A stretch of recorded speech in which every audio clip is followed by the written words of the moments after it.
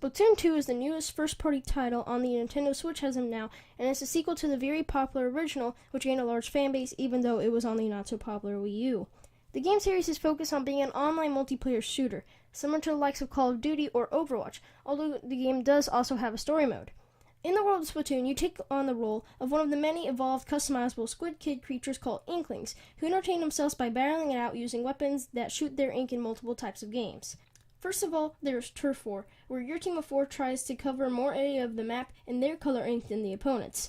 Other than this mode, there are the ranked battle modes, which you unlock once you reach level 10 in the game. These include Rainmaker, a mode where both teams try to get a hold of a powerful Rainmaker weapon and bring it to a certain point on the map.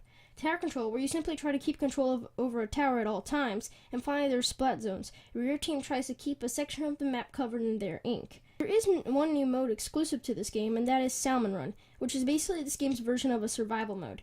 In this mode, your team goes up against waves of unique enemies and tries to survive for as long as they can.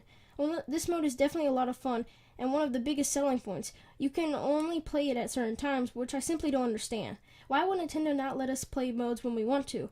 The same thing goes for the ranked battle modes as well as stages, as they constantly are alternating which one is playable, and it really bugs me. Especially with school coming up, I don't always have time to get on and play the game at a certain time of the day just to play the mode I want.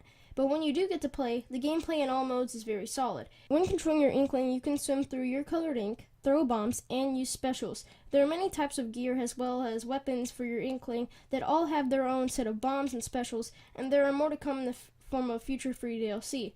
As for the graphics, they have had a nice improvement since the Wii U game, and are some of the nicest graphics I've seen on the Switch so far. The music in the game has also been improved on from the last, and that's saying something considering how much I loved the music in the first game. For some reason, the series gives me Jet Set Radio vibes, and I'm not the only one who feels this way, considering all the mixes of the 2 soundtracks I can find on YouTube. Now for the story mode. The story in the first game didn't really catch my interest, and I never got past the 3rd area because it started to feel old after playing a couple of levels. In this game, however, the levels all feel more unique, have more variety, and the bosses are as good as ever. It also helped the story itself was a little better.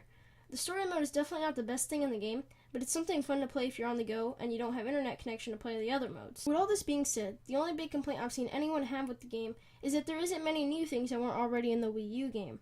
While I understand this complaint, for anyone else who got the original when it first released, you know that game was very bare bones at the time, and it got more content with free DLC. And that's why I believe they didn't add many new things to the game yet.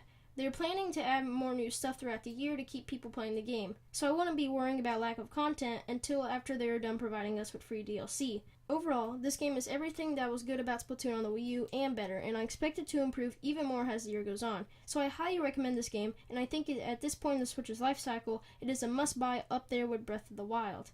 And that's the end of my review of Splatoon 2. If you enjoyed the content I make, be sure to like and subscribe since it really helps out the channel, and let me know if you plan to get Splatoon 2, or what you think of it if you already have it. And last of all, if you want to play this game or a number of multiple other titles with me on the Switch, Wii U, 3DS, PS4, or Steam, let me know in the comments down below. Anyway, thanks for watching, and I'll see you all next time. Peace.